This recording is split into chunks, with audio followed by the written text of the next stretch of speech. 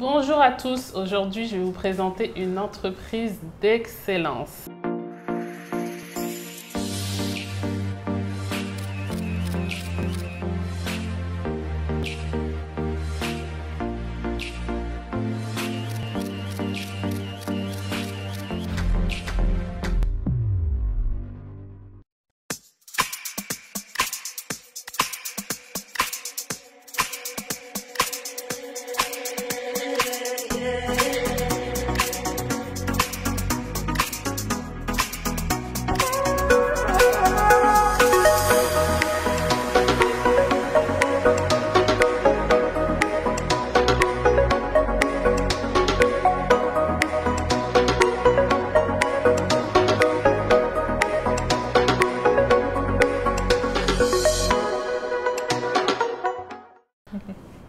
Bonjour Marie.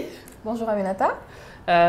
Aujourd'hui on est ensemble parce que j'ai eu un vrai coup de cœur pour ton entreprise et du coup je me suis déplacée spécialement pour toi à Dakar. Ouais. C'est rare que je quitte la petite côte parce que j'aimerais que la communauté puisse découvrir ton entreprise. Ça va beaucoup intéresser les femmes, mais surtout ce qui m'intéresse, c'est la notion d'entreprise d'excellence. C'est cette manière que tu as de pousser notamment ton service client pour que le service y soit vraiment excellent. Et je pense que nous, entrepreneurs, futurs entrepreneurs, on doit prendre exemple là-dessus.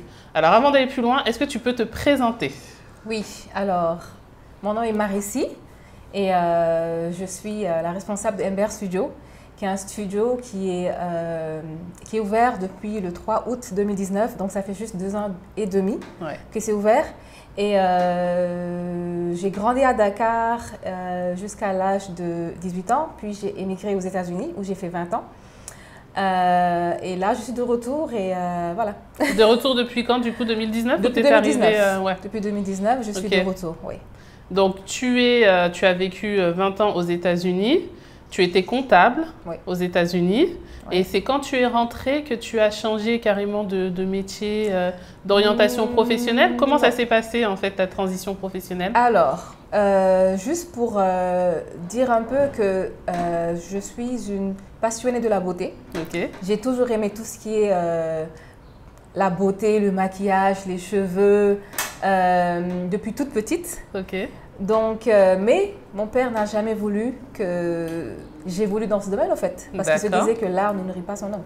Il était inquiet. Il était inquiet, voilà, et tout. Heureusement que j'étais forte à l'école et j'étais forte en maths. Donc, j'ai fait la série S. J'ai émigré aux États-Unis en 2018 pour aller justement faire mes études là-bas. En 2000 En 2000. En 2000, désolée, oui. Pour aller faire mes études là-bas. Mais j'ai toujours cette passion de la beauté et de l'art ne m'a jamais quittée au fait. Donc je me suis dit que je vais le faire de côté. Donc je suis allée à l'école pour me perfectionner et j'ai eu mon certificat en cosmétologie et esthétique. Et j'ai rangé ce diplôme dans les tiroirs et j'ai continué mes études. Donc j'ai poussé parce que c'est ce que mon père voulait en fait. Et je voulais lui donner ce qu'il voulait. Donc, j'étais dans la comptabilité et j'ai fait 12 ans dans la comptable. Et à un certain moment, je me suis dit que ça devenait une routine, en fait. Et ce n'était pas ce que je voulais. On faisait toujours la même chose, c'était tout le temps les mêmes rapports, ce n'était pas épanouissant et tout. Donc, je me suis dit, le diplôme que j'avais là, je pense que je vais le ressortir et voir ce que je peux faire avec. Donc, je l'ai sorti et j'ai pris d'autres cours de perfectionnement dans le maquillage. J'ai commencé dans le maquillage d'abord. Et puis, j'ai commencé à maquiller par-ci, par-là. Donc, du lundi au vendredi, je bossais. Comme comptable en entreprise. Comme comptable en entreprise. Et tous les week-ends, j'allais maquiller les gens, en fait. Et je suis rentrée bon, il y a une dame qui m'a fait rentrer dans une entreprise qui s'appelle Mary Kay. Et tous les week-ends, on allait ensemble de maison à maison et on faisait des, comment ça s'appelle encore? On présentait au fait les produits qu'on avait. Les produits de maquillage. Voilà, les produits de maquillage. On donnait quelques cours de maquillage par-ci, par-là. Et l'amour de ce... de cet univers, voilà, peut-être. l'amour de cet univers grandissait, au fait. Ouais. Donc, je me suis dit, OK, peut-être que je dois faire ça à 100%. Donc, mais je n'étais pas trop sûre parce qu'au fait, financièrement, c'était pas trop ça. Ça payait pas bien? Ça payait pas bien. Bon, le maquillage, c'était juste, tu fais une cliente, on te donne peut-être un 45 $ par-ci, par-là, alors que j'avais mon métier de comptable. Bien sûr, un emploi stable avec une rémunération tous les mois. Et tout ça. Ouais, c'est clair. Donc, j'ai continué comme ça. J'ai continué à travailler en tant que comptable et à faire le maquillage les week-ends à côté. Et je l'ai fait pendant 3 ans. OK. Pendant 3 ans. Et j'ai déménagé à Dallas. Et là-bas, ça a fait un boom, au fait. Ah ouais? Oui. La demande a explosé? La demande a explosé. OK. Donc, j'ai fait mon petit studio dans mon appartement. Et mes clientes venaient là-bas, au fait, pour que je les maquille et tout ça. Et à un certain moment, ça devenait trop. Voilà, la demande Parce que tu étais encore en emploi. J'étais encore en emploi. Donc, tu étais sur les deux activités, quoi. Sur les deux activités. Okay. J'ai travaillé jusqu'à ce que... Bon, j'ai arrêté mon dernier boulot 2 semaines avant de venir ici. Ah oui, OK. Donc, j'ai toujours bossé. J'ai toujours bossé. OK. Et donc, je disais que les clientes venaient tout le temps. Et puis, j'ai commencé... La demande était tellement forte que je ne pouvais plus faire les deux. Je ne pouvais plus allier le boulot, mon mari, les enfants. C'est ça, il y a la vie de famille aussi. Voilà, il y a la vie de famille. Et le métier de maquilleuse. Ce que j'ai fait, je me suis dit, OK, je pense que je dois le faire à 100%. Maintenant, je pense qu'il est temps. Mais je ne me voyais pas le faire aux États-Unis, au fait. Je me voyais le faire en Afrique, au Sénégal. Parce que, entre-temps, je faisais des voyages à Dakar. OK. Je venais ici, je maquillais des gens, je donnais des cours, voilà, et tout ça. Et je voyais que la demande était tellement forte. Et je me suis dit que ça avait plus de sens que je le fasse en Afrique que je le fasse aux États-Unis. Ah ouais? Parce qu'aux États-Unis, il y avait déjà beaucoup de maquilleuses. Les make-up artists étaient déjà là-bas. Alors qu'à l'époque, à Dakar, il n'y avait pas trop de maquilleuses. OK. Donc ça, c'était quoi en 2000... Quelle année? C'était en 2012-13. OK. Cette réflexion-là, c'était en 2012-13. En 2012-13, voilà. Et c'est là que j'ai créé ma chaîne YouTube, justement, où je faisais des tutos de maquillage et je montrais les produits que j'utilisais et tout ça. Et le maquillage qu'on voyait au Sénégal à cette époque était tellement différent du maquillage qu'on voit maintenant. Il a beaucoup évolué. Il a beaucoup évolué, voilà. C'était beaucoup plus des maquillages dont le visage était trop clair, les sourcils étaient trop épais ou trop noirs. Donc les gens ne savaient pas trop comment utiliser le maquillage. OK? C'était pas du tout naturel. Voilà, c'était pas naturel, c'était trop, voilà. Et on voyait tout le temps les hommes qui se moquaient de nous, un peu, qui disaient « Ah, les femmes, les maquillages, hein, on dirait des clowns et tout ça. » Donc… c'était pas très subtil comme maquillage, on va dire ça comme ça. Exactement. Et moi, ce que j'avais appris au States, au fait, c'était le maquillage soft. Le maquillage qui mettait en valeur la personne, le maquillage qui mettait en valeur, voilà, sublime et tout ça. Et c'est ça que j'ai commencé à apprendre. OK? Ça a pris un peu de temps quand même, avant que les gens s'y habituent. Parce que les Africaines adorent le maquillage qui est too much. Donc, c'est comme ça que ça a commencé et tout. Et je faisais des voyages sur Dakar et tout ça. Je faisais des masterclass où je montrais un peu mon savoir-faire, où je disais que le maquillage est supposé vous embellir, mais pas vous transformer. C'est ça. Voilà, et tout ça. Donc, ça a commencé à prendre petit à petit. Je voyais que les gens étaient intéressés, la demande était forte et tout ça. Je me suis dit que, OK, je pense que si je dois le faire vraiment, si je dois faire le métier de maquilleuse, le métier d'artiste à plein temps, à 100%, il faut que ça se fasse en Afrique. Voilà, parce que c'est là-bas que je me voyais, au fait, et c'est là-bas que la demande était. Donc, en 2019, j'ai décidé de venir m'installer à Dakar. Mais avant de m'installer à Dakar, je me suis dit que pourquoi pas ajouter d'autres services, mais qui sont toujours liés dans le monde de la beauté, au fait. Ouais. Donc, j'ai ajouté le tatouage des sourcils. Je me suis dit qu'il y a beaucoup de gens, il y a tellement de gens qui ont des problèmes à tracer leurs sourcils, au fait. De les avoir au même niveau, voilà. Il y a toujours, voilà. Parce que les sourcils que vous voyez là, un autre qui descend. C'est Marie. Et en plus, comme je t'ai dit, depuis que je vis en Afrique, je n'ai jamais osé le faire parce que c'est tellement délicat, c'est vrai, que j'avais confiance en personne. Et quand je t'ai rencontrée et que j'ai vu comment tu t'es maquillée et puis la présentation que tu as fait de ton entreprise, je me suis dit c'est bon, je me lance. Et franchement, je ne suis pas déçue parce que déjà, j'ai découvert un univers très professionnel. Tout est clean, on sent que les procédures, tout est vraiment presque chirurgical, donc ça c'est très rassurant. Et puis ta méthode aussi pour tracer et tout, donc on voit que tu ne vas pas comme ça à l'aveugle, avec un sourcil qui va être là, l'autre qui va être là, donc franchement, et pour moi qui ne me maquille pas, qui ne sais pas me maquiller, le fait d'avoir ne serait-ce que des sourcils qui sont déjà bien tracés tous les jours sans avoir à me prendre la tête, c'est déjà énorme. Et je pense effectivement qu'il y a beaucoup de femmes qui étaient dans cette situation-là. Exactement, oui. Oui, et c'est exactement ça. Beaucoup de gens, au fait, ne veulent pas trop se soucier de leurs sourcils. Elles veulent juste se lever le matin et partir. C'est ça. On n'a pas le temps. On n'a pas le temps. Donc, je me suis dit que je vais l'ajouter. Et je suis venue à Dakar en 2019. J'ai construit mon studio. Et avec mes propres fonds. Ma maman m'a aidé un peu. Et voilà. C'est comme ça que l'aventure dakaroise a commencé. Donc là, je suis là depuis 2 ans et demi, mais je retourne aux États-Unis 2 fois dans l'année. Voilà, parce que j'ai mes clientes là-bas. Et je fais des voyages un peu partout dans la sous-région, dans le domaine du maquillage, parce qu'on a aussi nos masterclass qu'on fait toujours. On a fait Abidjan, on a fait Bamako, on a fait Conakry. Donc masterclass, c'est maquillage? Masterclass, au fait, c'est un atelier de beauté. D'accord. C'est un grand atelier de beauté où les gens viennent pour apprendre. Pour apprendre comment se maquiller. Et en même temps, on parle aussi, on invite d'autres gens qui viennent parler de l'estime de soi, qui viennent parler un peu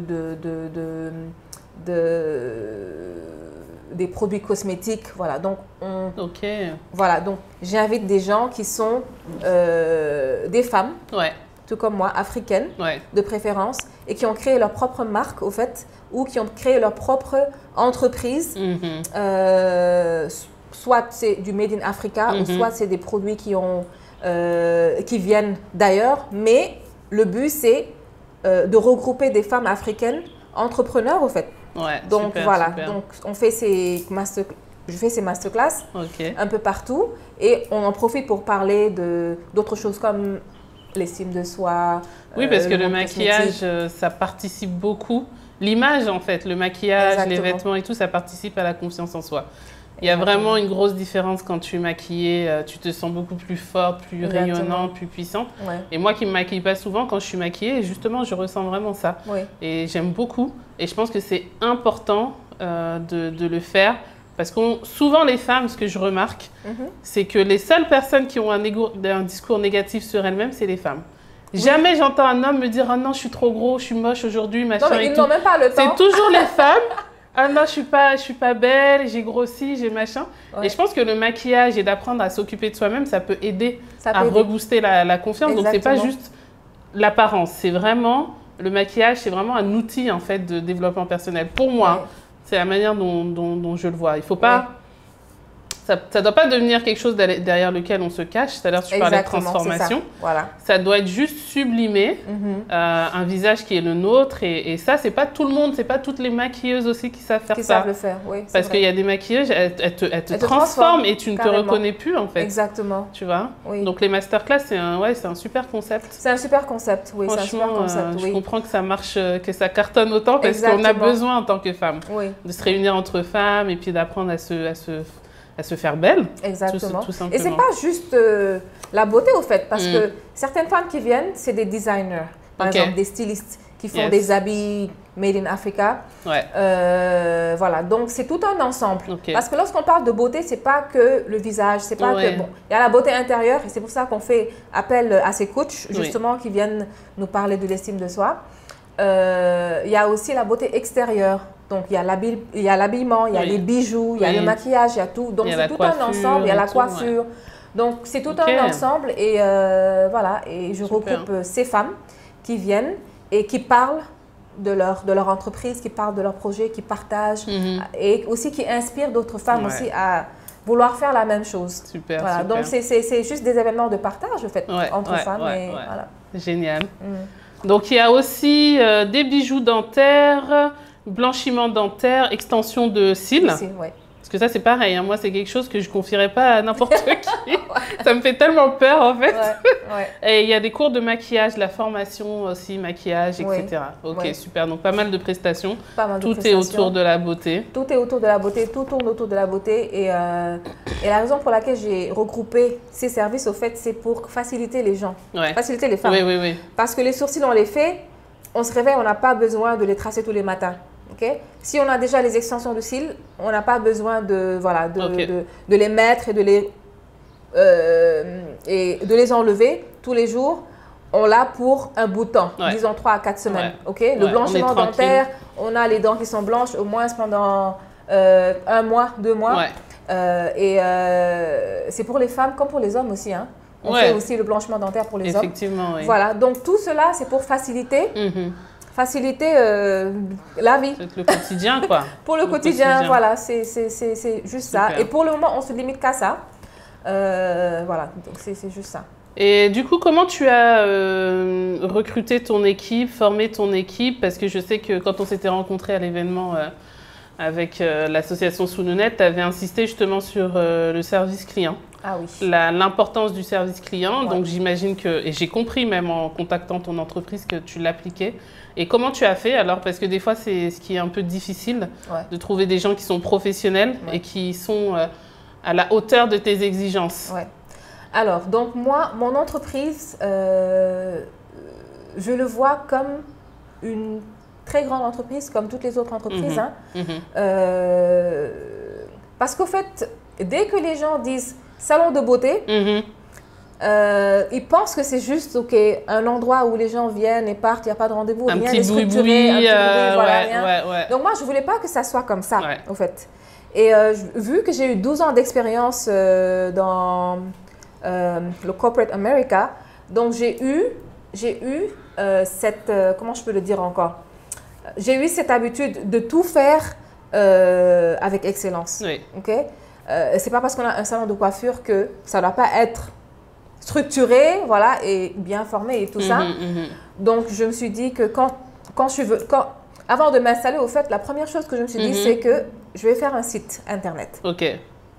Ça, c'est impératif. Il faut un site Internet pour que les gens aillent prendre rendez-vous là-bas, faire leur réservation là-bas. Je voulais pas que ça soit un truc... On réserve en ligne, on peut réserver en ligne. On peut réserver en ligne, on peut aussi appeler au téléphone. Mais je voulais pas que ça soit in and out, walk-ins, comme les Américains le disent. Donc, tu viens aujourd'hui, on te prend, il n'y a pas de... Il n'y a pas de rendez-vous, c'est pas organisé et tout ça. Je ne voulais pas que ça soit comme ça. Je voulais que ça soit quelque chose de structuré, quelque chose d'organisé. Et c'est la première chose que j'ai fait. Je me suis fait un site où les gens pourraient aller faire leur réservation en ligne. J'ai construit mon studio en mon image, parce que je voulais que ça soit quelque chose que dès qu'on le voit, qu'on se dise que ça c'est Rima. Dès qu'on rentre, on se dit waouh, c'est beau, j'aime tout ce qui est c'est bien décoré. Voilà. Et les gens qui travaillent aussi, je voulais que ça soit des gens qui sont très professionnels. D'accord? Donc j'ai recruté, actuellement j'ai 5 personnes qui travaillent pour moi. Mais pour recruter, j'ai fait appel à des experts dans le domaine de... Comment ça s'appelle? Des cabinets de recrutement Non, ce n'est pas des cabinets de recrutement. Des chasseurs de tête. Voilà, c'est ça. Et dans le domaine de RH, comment on dit RH? Oui, c'est RH. Oui, c'est ça, les ressources humaines. Les ressources humaines. Voilà, donc ils sont venus, on a fait un appel à travers les réseaux sociaux, justement. Et on a eu 1000 et quelques demandes. Moi, je me suis dit que c'est comme si c'est tout le Sénégal qui cherchait du travail. C'est clair. J'étais sidérée, j'étais choquée. 1000 et quelques demandes lorsqu'on a fait notre premier appel pour une secrétaire seulement. Waouh! Donc, automatiquement, j'ai laissé les autres gérer. Je me suis dit que je ne peux pas gérer, mais les cas que demandent. Voilà, donc c'est comme ça que ça s'est fait. Et après, on a ciblé quelques personnes et on a commencé à faire les entretiens et tout ça. Et voilà, et c'est de là que c'est parti. Mais la première chose que je disais, c'est je recherche une personne qui est professionnelle, je recherche une personne qui est souriante, je recherche une personne qui est accueillante. OK? Et le conseil que je donnais à la secrétaire, justement, c'est le sourire doit se sentir à travers le téléphone aussi. C'est pas juste, voilà, je veux vraiment que la personne soit agréable. Parce que ça peut être un motif pour moi de licencier la personne. Si ma cliente n'est pas bien accueillie, elle n'est pas à l'aise ou elle n'est pas bien traitée, c'est un motif de licenciement. Et ça, je leur dis dès le début. Tu les préviens, comme ça c'est clair. Je les préviens dès le début, comme ça c'est clair et tout. Et voilà, donc tout mon staff le sait. Et... Oui, voilà, en fait, tu as ton cahier des charges, en fait. Exactement. Et quand on entre dans la boîte, on sait à quoi s'attendre. On sait à quoi s'attendre. Et donc, il faut être à la hauteur. Exactement. Mais c'est bien d'avoir fait appel à des experts, en fait, parce que ça t'a permis de... Non, parce que moi, je savais que c'était pas mon domaine. C'était pas mon domaine. C'est vrai que c'est pas facile, hein, le recrutement. C'est pas facile de recruter. Donc, j'étais juste là. Il y avait des gens qui posaient des questions et tout. Et quelquefois, je posais quelques questions par-ci, par-là. Mais j'étais juste là pour regarder la personne que j'ai en face de moi, parce que je suis forte en ça. Donc, je regarde la personne, je regarde ses mouvements, je regarde. Donc, c'était une question de feeling pour moi. C'était une question de feeling. Voilà. Donc, super. En tout cas, on est très bien accueillis, hein, que ce soit au téléphone, que ce soit ici à l'accueil. Merci, c'est gentil. Vraiment super. Et alors, qu'est-ce que tu peux conseiller aux Sénégalais de l'extérieur ou même aux Africains, parce qu'il y a aussi une ville assez cosmopolite, le Dakar, qui veulent venir s'installer et donc faire comme toi, monter leur business? Comment tu... Parce qu'il y en a beaucoup qui souhaitent le faire, qui n'osent pas, qui ne savent pas par où passer, comment commencer. J'ai tellement... C'est super que tu aies posé cette question parce que j'ai tellement de clientes. À chaque fois que j'ai une cliente qui vient, c'est la première chose qu'elle me demande. Et surtout les clientes qui me viennent de l'extérieur, en fait. Mais comment tu fais? Comment tu as fait pour venir? Est-ce que c'est facile? La culture ici, la mentalité, les gens et tout ça. Donc, et j'échange avec elles, je discute avec elles et tout. Donc, le conseil que je leur dis, de un, c'est n'hésitez pas à vous lancer. Ça, c'est de un. N'ayez pas peur. Faut y aller. À un moment donné, il faut y aller. À un moment donné, il faut y aller. Moi, j'hésitais, hein. J'hésitais.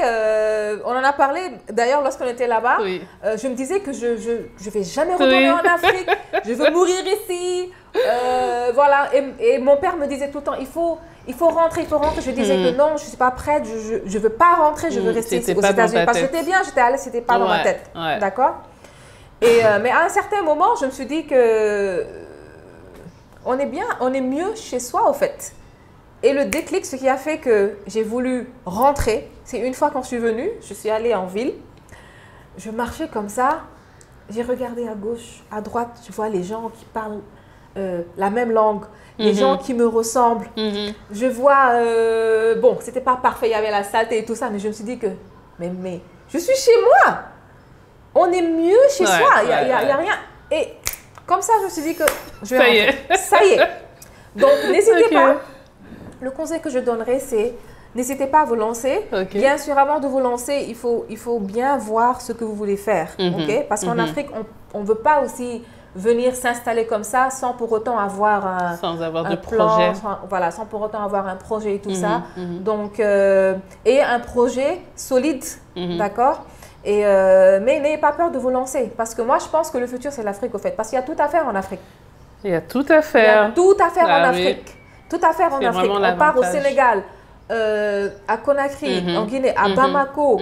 Partout, on voit que... Tu vois le potentiel. Tu vois le potentiel. Tu vois qu'il y a tellement de choses à faire. Et moi, je me dis qu'il n'y a que nous, les expats, qui peuvent revenir. Parce que, justement, on est parti. On a eu l'expérience et tout ça, donc on a quelque chose à apporter. On a quelque chose à apporter. Donc on revient. Il faut revenir faire le boulot, quoi. Il faut revenir faire le boulot et il ne faut pas avoir peur, juste avoir un plan et savoir ce qu'on veut faire. Et je peux vous assurer que ça va marcher. 90% du temps, ça marche. C'est vrai qu'au début, c'est un peu difficile, un peu compliqué parce que on a comment on appelle ça? Un cultural shock. Il y a le choc culturel. Choc culturel, ok, parce qu'on vient, les choses sont un peu lentes, on va à la banque, les gens sont un peu nonchalants.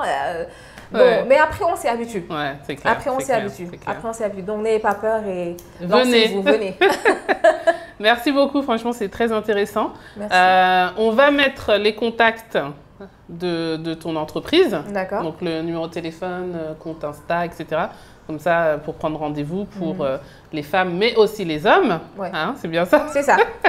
Pour le blanchiment dentaire. Pour les voilà. Ouais. Et mais vraiment, merci. Merci bonne à continuation. C'est gentil. Et de toute façon, on reste en contact. Hein. Ah ben oui. Je te lâche plus maintenant. Oui. Ça y est, il faudra que je vienne pour tes extensions. Ah, je suis pas encore prête. Il faut essayer. Mais je vais essayer. Je te fais confiance, donc je vais essayer. Comme ça, je montrerai le résultat en plus. Ouais, c'est ça. Ça marche. Et bah, nous, on se retrouve comme d'habitude sur les réseaux sociaux, sur Instagram, sur Facebook, sur notre site internet demerou.com. Inscrivez-vous sur la newsletter et sur YouTube. Abonnez-vous et activez les notifications. À bientôt. Bye.